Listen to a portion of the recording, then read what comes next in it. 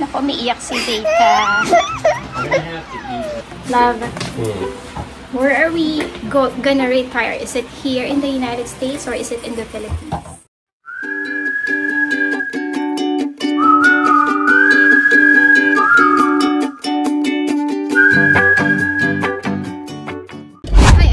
Welcome back po sa aming channel. So, ngayon ay the 7th of August. Pupunta kami ngayon sa Dollar General. Kahit malapit lang siya, gagamitin namin yung sasakyan kasi umuulan, tsaka tinatamad kaming maglakad. Samahan niyo po kami today sa aming, day in the life. Hindi ko alam kung day in the life pa siya. So, ayun, punta muna kami ng Dollar General. Tapos, ayun, babalik na kami dito sa bahay. Kasi sa lab, mamaya papasok na siya sa work. See you later sa Dollar General. Ayan, andito na kami sa Dollar General. Meron namang kaming nakita na katulad nitong aming truck na nabili. For sale din. How much is it? The same price as this one. Is it? Yeah. Parehas din na presyo. 4,000. How much?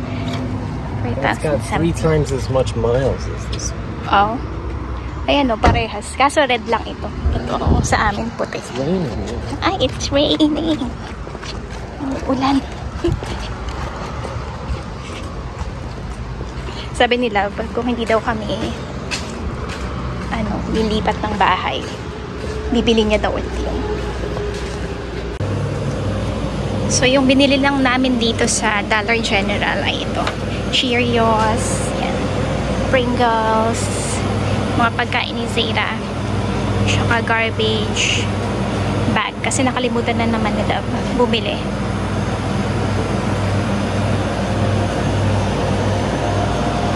Yun din yung kagandahan nga dun sa aming tinitirhan ngayon. Napaka tawid ka lang ng kalsada, Dollar General na.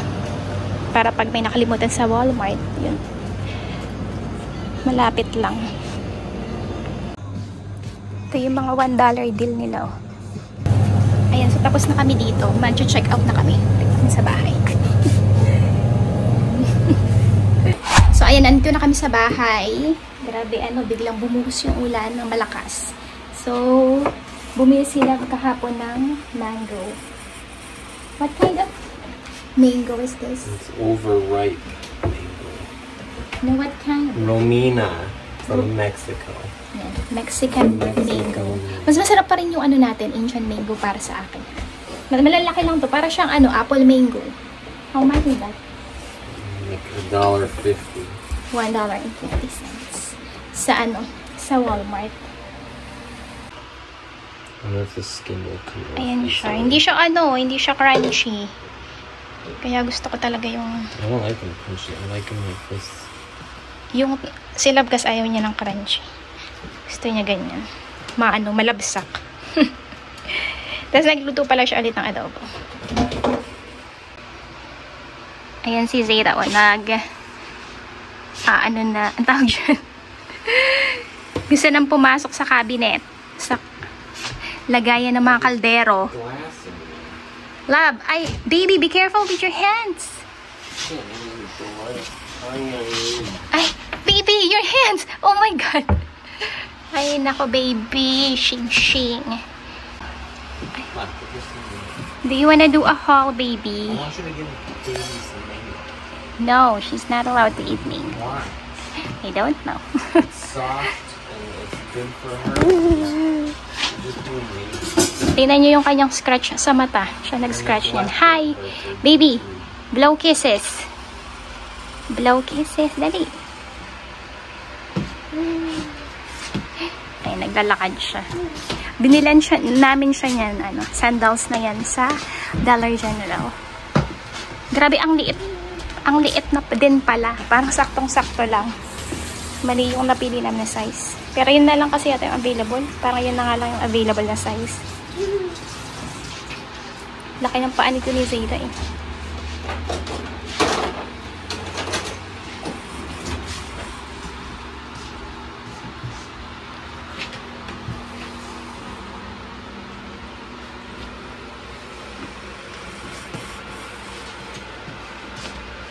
It tastes like a peach. What? Peach? Yeah. Lasang peach daw yung mangga.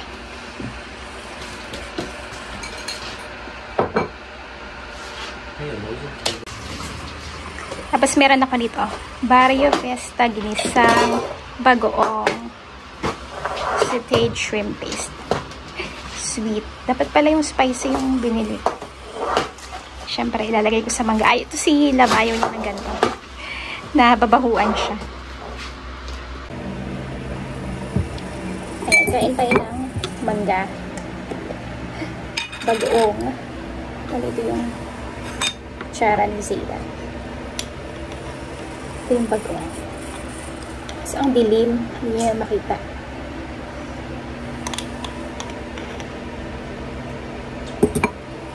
Tapos,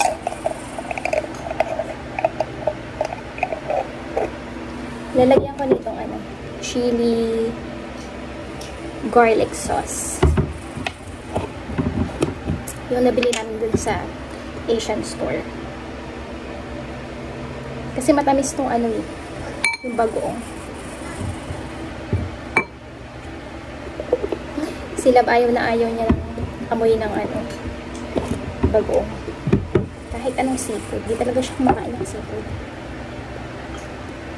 Calamari yun, pagka yung mga deep fry, nagtatry siya. Pero pagka yung mga sinigang, yung sa atin, yung mga sinigang na isda, ayun na talaga. Hindi ko masyadong gusto itong mangga na to kasi nga hindi siya crunchy.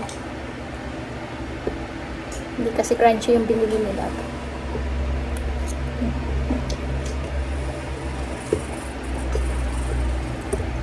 Pero matamis. Gusto ko kasi yung mga yung maasim-asim. Bihira na lang naman ako kumakain ito.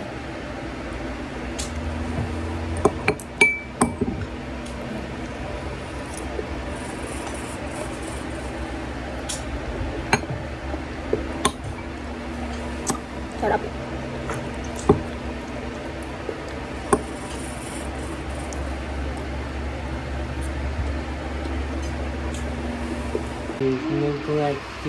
Ayan na yung magkamukha.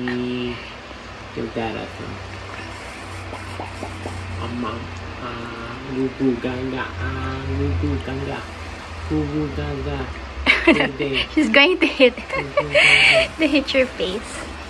I want to taste it. Loved! Are you giving your daddy to Dada? Oh no!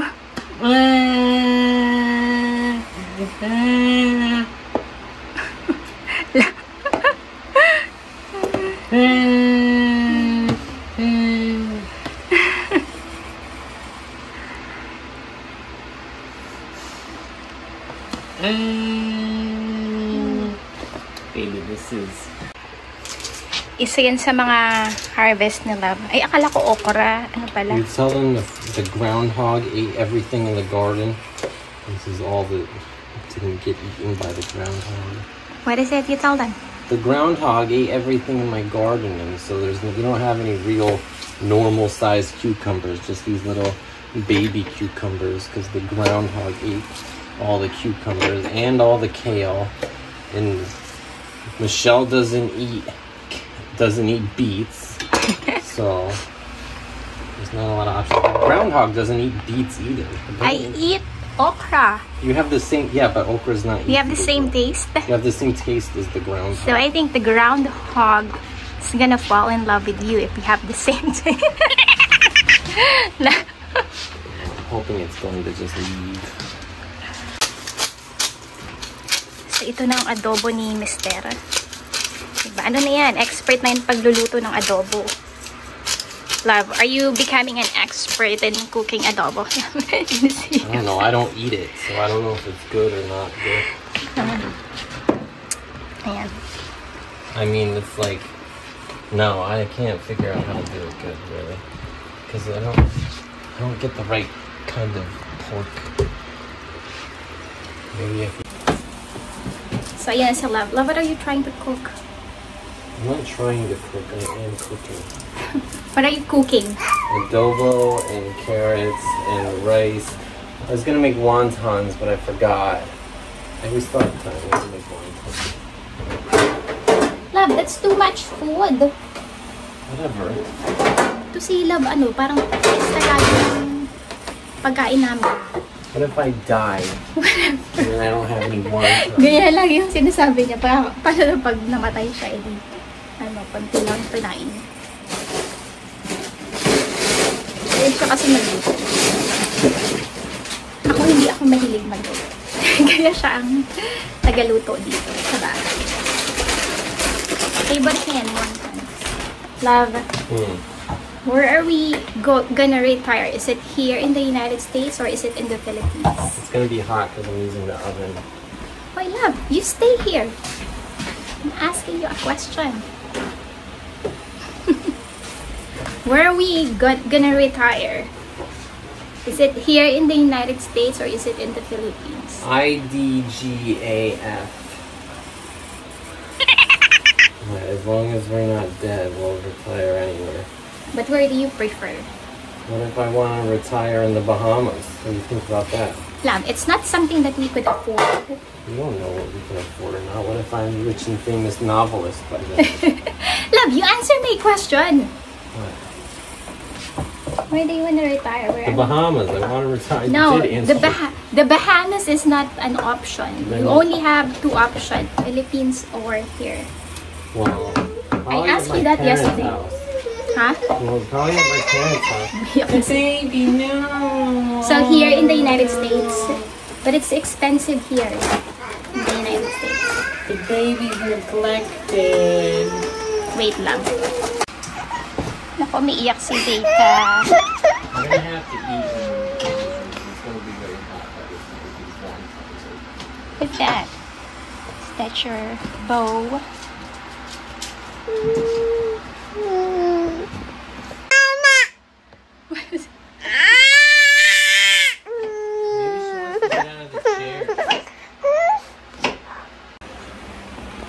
Love, be serious. What is your answer? You only have two options. Preferably, I would like to retire in my parents' house because that is the house that I grew up in. But the property tax there, love, is very expensive. IDGA. How are you gonna pay it if we're already... We'll figure it out. I don't know. You won't, be stopped. You're just gonna keep on working. Your mother said that right now, I think it's $8,000. That's their property tax. I don't know. I don't think about retirement. I think about like tomorrow. You think about the present. No, I think about tomorrow. It's part of tomorrow. No, I think about one tomorrow per day. Whatever. So yun, mas gusto niya dito mag-retire sa Amerika. Gusto niya doon sa kanyang dun sa property ng kanyang parents. Maganda naman kasi talaga doon. Kaya lang yun. Mahal kasi dito sa Amerika. Parang hindi ka matitigil magtrabaho. Kasi nga dahil sa property tax.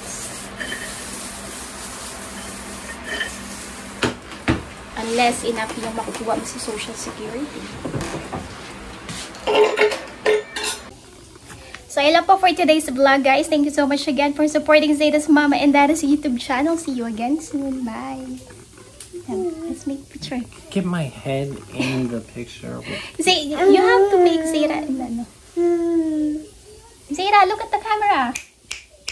Baby, blow kisses. Baby, look at this over here. Baby. She doesn't care like That's me. okay. Neither one of us cares.